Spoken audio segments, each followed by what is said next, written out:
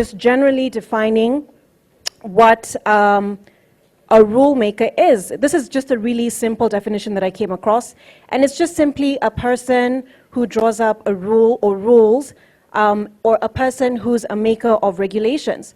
So when we think about development finance, who do we think about when it comes to controlling development finance? Where does the finance come from? How is the finance spent? What are the conditions and the terms that come with the finance for development in Africa? Who do you think about? And oftentimes when we are reporting, we refer to these global institutions, right, which are mainly controlled by Western people, if we're to be very honest. Do you think about the IMF? Do you think about World Bank? Do you think about UN? But then also looking at it from the context of the African continent and who is driving the conversation on finance, who is actually talking about, you know, where the investment should go. How much do you know about the AFDB and what sort of financing they have? What about the national and the multinational levels? When you talk about your country, whether it's Ghana or Morocco or Egypt, who's doing the financing on the local levels and even just the sub-national levels as well? So those were some of the things that I thought about when we talk about the African narrative. So what's the narrative and who controls the narrative? I just saw the other day Somalia, who have been delaying their elections for a number of years now. A lot of their financing comes from the Western world, right? And the Western world is, you know, giving them these conditions, like you need to complete your elections by this date or that date. You need to be able to have 30% female representation in parliamentary positions. Otherwise, we're not going to give you funding. We're going to, you know, sanction you for certain things. So who's controlling that narrative? And when it comes to making up those rules, how involved are we as Africans in the negotiating table? And also we as African journalists, how are we highlighting those African leaders that are driving the conversations? That's what I thought about. So I came across this research that was just released that really depicts where we are with the African narrative on the global stage or the global world. And I think you can think about this even in your newsroom and the kinds of stories that, you know, you see a lot going on. So where are we today? There's a report by Africa No Filter, and it's basically called the Business in Africa Narrative Report. The report just basically shines light on the persistent narratives that we have about Africa, on business in Africa. And it basically analyzed 750 million stories that were published about Africa between 2017 and 2021. And this research showed that 70% of coverage about business in Africa references foreign powers, including China, the USA, Russia, France, and the UK. So basically, Africa became relevant in the global space when you're mentioning these superpowers. The narratives are being driven by these superpowers. How many African stories are we telling from our point of view and that are being shared as a standalone story without having to reference other major superpowers? That's something to think about. Just the fact that 70% of African coverage has to do with these Western countries when you look at it at the global scale. Also, another interesting fact was that corruption was referenced in nearly 10% of stories on business in Africa. It is a reality, yes. A lot of African countries are grappling with corruption, but corruption is not an African problem. Corruption happens everywhere in the world. It happens in America, it happens, you know, even in the UK and other countries. But then when it comes to African coverage, why is it so predominantly negative? Also, another interesting fact is that less than 1% of the coverage on business in Africa referenced the Africa Free Trade Agreement. When you think about the fact that we've been pushing trade amongst African countries for the longest time, and finally it got launched last year on the 1st, and so much financing has gone into it. Yet when it comes to coverage as far as how this system is actually working, what impact it has made in trade amongst Africans, we see almost nothing when it comes to that coverage, less than 1%. Yet we talk of global trade wars. We talk about how the Ukraine and Russia crisis is having an impact on trade in Africa. Why aren't we amplifying our voices when it comes to trade amongst ourselves? And also another important fact was women represented only 29% of all stories that were told on subjects to do with business, and only 12% of the experts or sources used were women. That's really important to highlight because even we in the newsroom are trying to be really conscious about having a 50-50 rule where we try to have as many women as possible to come out and come out as experts and also sources as well, but not just women coming on as experts, but also in the newsroom. Just think about, even when I look at the ratio here, it's a bit more balanced, but in most newsrooms we do see that there are, especially in business journalism, we don't have many female voices and faces telling these stories. So these statistics basically highlights some of the problematic narratives that we have on the African continent, the narratives on business in Africa, and the kinds of stories that we hear when it comes to reporting business in Africa and finance development. And this study, it's also important to note that they just didn't study international media houses. They also studied African media, and they also looked at digital stories and academic landscapes as well. So it's not just, global media houses that are pushing forward this negative, African narrative. Another interesting finding in this report was that when you think about the African continent, even when I thought about the African narrative, how are we African? What does it mean to be African? We're talking about over 50 different countries, different languages, different cultures. And then when you look at each country, each of them have different, subcultures and different regions that are dealing with various economic issues. So how do you then group all of this into one continent? So an interesting finding is that nearly 50% of articles in global media outlets reference South Africa or Nigeria. Why? And I think me having to deal with this on a day-to-day basis, it's something that I grapple with every single day, because when you talk about BBC News and you talk about a pan-African show, if I'm to be very honest, sometimes when it comes to finding experts, we end up covering news. First of all, we're limited by our location, by what we're exposed to. So for me personally, being Kenyan and having lived in Kenya and having covered a lot of local news, then for a very long time, my mind was very narrow when it came to coverage in business news. I only thought of Kenya, I only thought of East Africa, and then all of a sudden, I started having to present a pan-African show, and I had to start building my networks and my contacts in Botswana, in Chad, or in Mozambique, countries that, if I'm to be honest, maybe I've never visited before, and I virtually know nothing about. So how do you even begin reporting in these different countries that you've never had a chance to even, visit?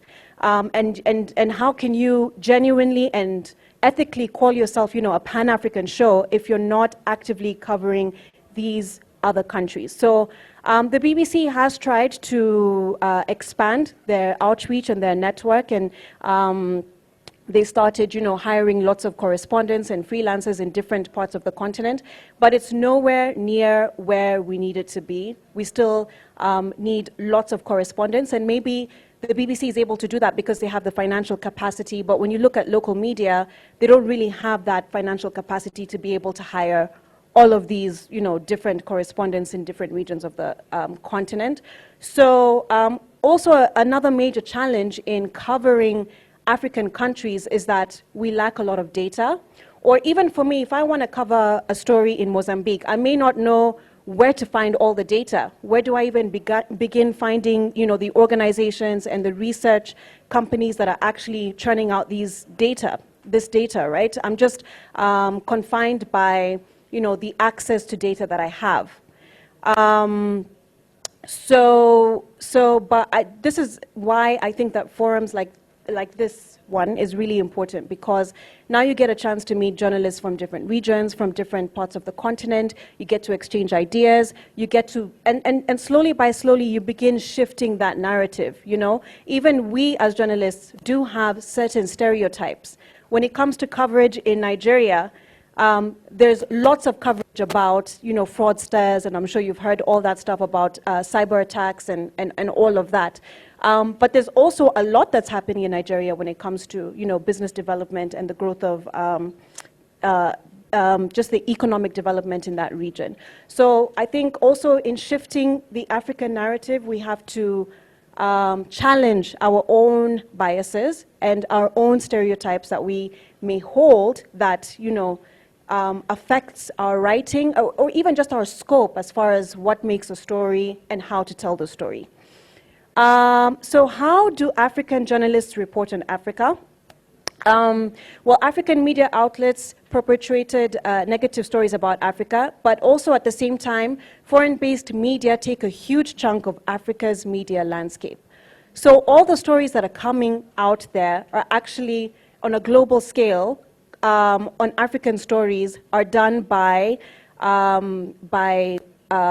foreign-based medias like the BBC, like France's AFP. So reporting about Africa, 35% of reports originate from non-African media outlets. And according to a questionnaire on the most popular African outlet over the last year, only 7 out of the top 25 were based on the African continent.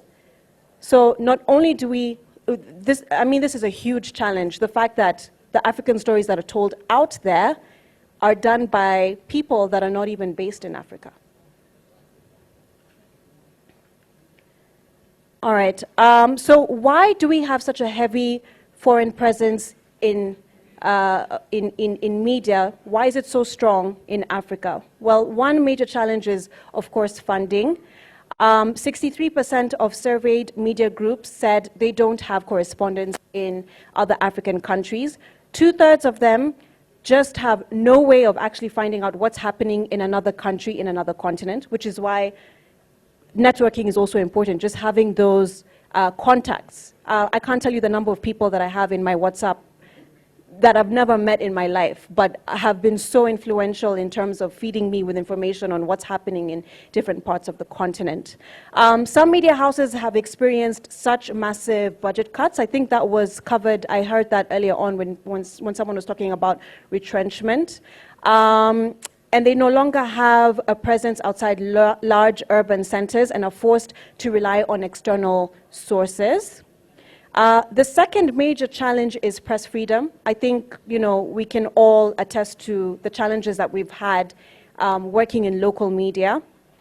There was a professor in South Africa that said, many countries have no strong tradition of a free press or freedom of expression that allows African media groups to report independently. We saw this a lot during the COVID pandemic when it came to COVID reporting and the transparency when it came to, reporting the numbers and things like that. And many African viewers or the audience tend to believe Western sources more than local sources because of that element of press freedom. So there was an example here given in Nigeria. I'll just read this quote. The Nigerians tend to believe Western sources more than Nigerian sources because they believe the Western media, are free from political interference. He also spoke of unconscious bias. For example, in Nigeria and Ghana, individuals with political or economic connections own most media houses, which erodes the trust of the media house among the public. I think to some extent we've all dealt with that in one way or another. So also that question as far as, how safe you are in being able to report in these stories and what your media houses are doing to ensure that you remain safe and that you are given the resources to be able to tell these stories without fear and in an impartial and in a objective way. So this is just a point of reflection, just questions I thought that we could ask ourselves as journalists is, how do we amplify diverse ideas? How do we become an agent for that, to be able to have different voices telling these African stories while also at the same time staying true to the reality of the country and the challenges that they are dealing with? So beyond the continent, if you're looking just even beyond different countries, just looking at your own country, how are you reporting on the local levels? If I'm reporting in Kenya, am I only looking at Nairobi, Mombasa, and the major cities that people know of?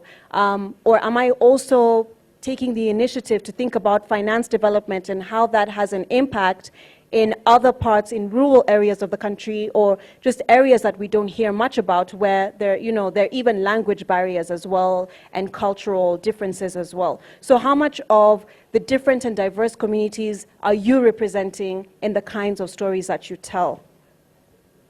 Yeah.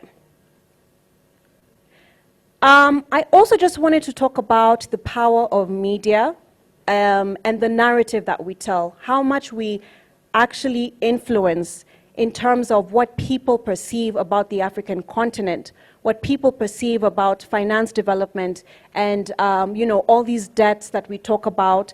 We actually play a huge role in how people view Africa, not just globally, but also like on the local level. So media is a very powerful tool in shaping the way communities perceive the world.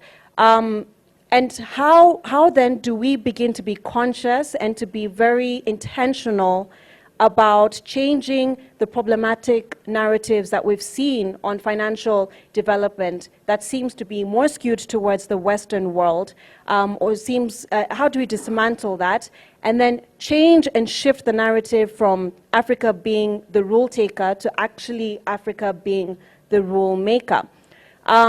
Just to give a bit of context to the power of media, there was a study that was done on racial narratives and how that plays out in journalism. This is based in the States, but I think we can relate to this in one way or another. There was a survey that showed that 78% of journalists felt strongly that race and culture were really important to consider when reporting. However, they also felt that people of color were overrepresented in a negative light or missing from the news entirely. So they felt that they were wiped out, they couldn't see themselves in the news. And according to the survey, 67% felt African Americans were overrepresented in a negative light, while 51% felt Asian narratives weren't represented at all. So how inclusive are you being in your reporting? Are you truly reflecting the ideas, thoughts, and perspectives of all the communities that you're surrounded with every single day? 61% of African American respondents felt that their narrative were missing or were overrepresented in a negative light in news media, and 36% of Asian Americans felt that their narratives were missing entirely. When we talk about finance development, how represented are the African views on finance development? So too often our current narratives fail to tell stories that truthfully represent all cultures, ethnicities, backgrounds. Some stories are absent, some are mistold, while others only highlight negatives and never the positives. These incomplete and frequently single narratives influence how we perceive the world and how we interact with each other. So how do we establish new narratives?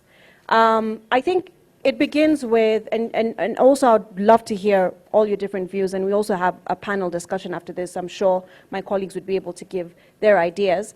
But I think it begins with having critical conversations like this. It begins with us having conversations on the dinner table, in the newsrooms, with your friends, with your colleagues, on the importance of representation that is inclusive, like what we're doing here today.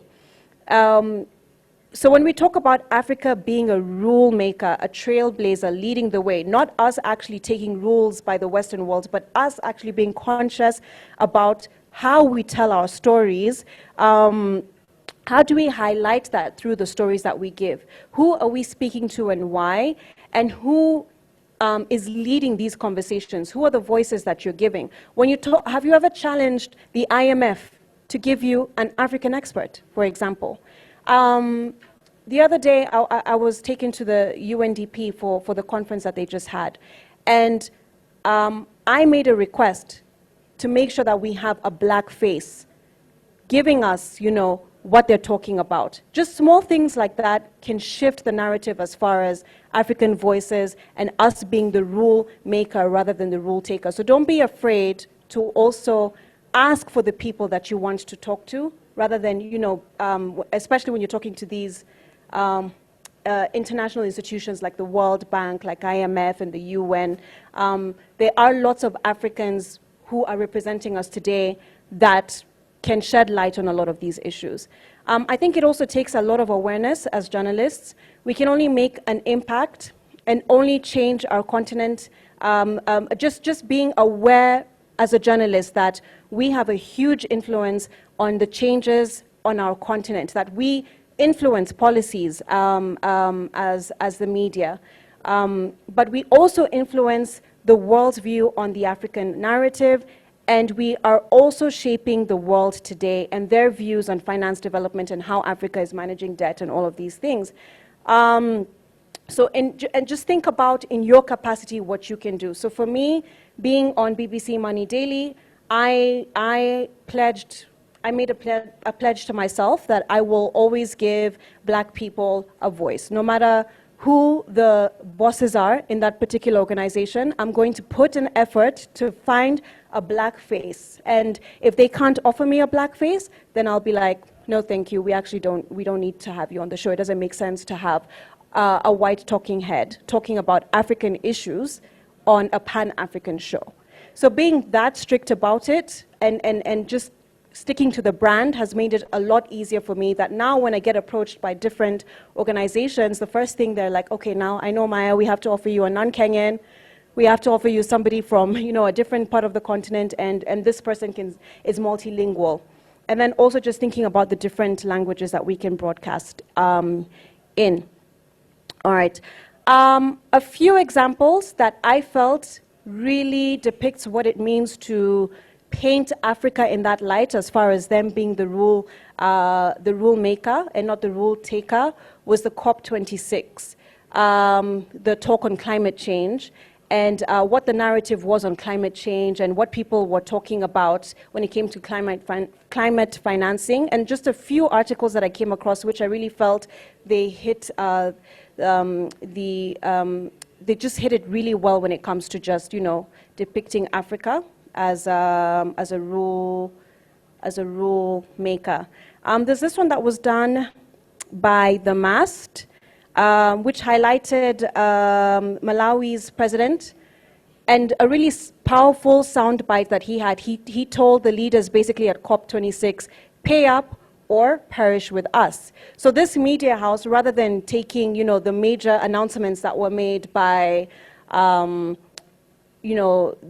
leaders, the G20 at the leaders or whatever, decided that they were going to actually headline this, that, Chakwera had a very important point to note, and that he was actually giving the Western world, a condition that it's not a charity act. So you either pay up because you caused a lot of the climate issues and the climate environmental issues that we're facing right now, or perish with us. And also, they were actually holding the Western countries to account and saying, you guys actually had committed this much and this much and this much, to finance Africa in being able to adapt to all of the challenges that climate change has brought to us, but you actually haven't delivered. So are you as a journalist also highlighting those voices, the voices that are speaking up against the West and their conditions, and they are setting their own rules and their own conditions as well. There's also this other article that I came across in Malawi again, where it talks about give solutions, not broken promises to the poor, Chakwera tells the world leaders. So it's not the world leaders telling us how to solve our own issues, but it's us African voices who are actually giving the solutions that will solve, the countries, the economic challenges that we face. There's another article here that highlights the West causing the climate crisis. It should be now them to clean up the mess.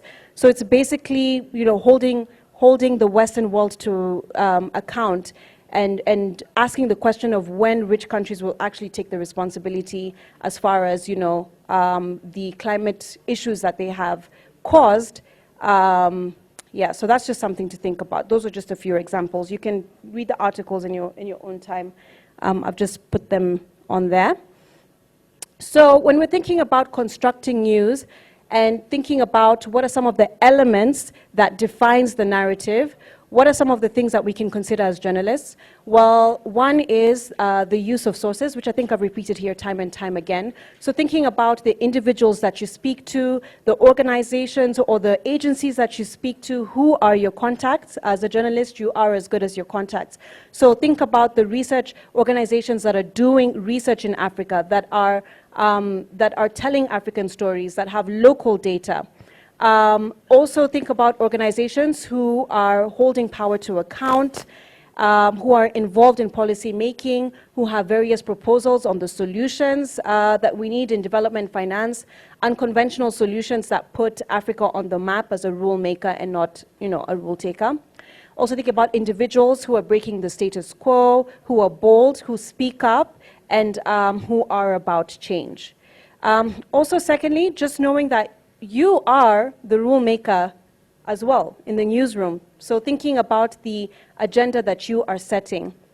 You set the agenda, you get to decide, which I think is a very privileged position to be in, because at the end of the day, you are deciding what you think is newsworthy. You are the one who's deciding what you think is important for people to know, and you are the gatekeeper. You choose for the audience and determine what they need to know, what needs to be noticed, what needs to be paid attention to, what needs to be debated, and what needs to be scrutinized. So when you're thinking about the African narrative and how that has been painted in negative light and how, we are the ones who don't set the conditions, but are the ones who rather follow the conditions, how are you part of that narrative, and how can you change that narrative? And then also our role to hold power to account is that we should be able to feel free to ask questions. I know press freedom sometimes is a challenge depending on where it is that you are living. Asking questions, when we come up with all these conditions, we find out that the World Bank has given, I think a loan of 86 billion was approved in Kenya the other day. What's in it for Africa? Not looking at it from that other perspective, as far as what they're planning to do and what they want to invest in, what the Western world wants to invest in, but what's in it for Africa? How are we benefiting from the financing? Are the terms fair? Are the terms transparent? And just making sure that we're part of that conversation and we are on that negotiation table.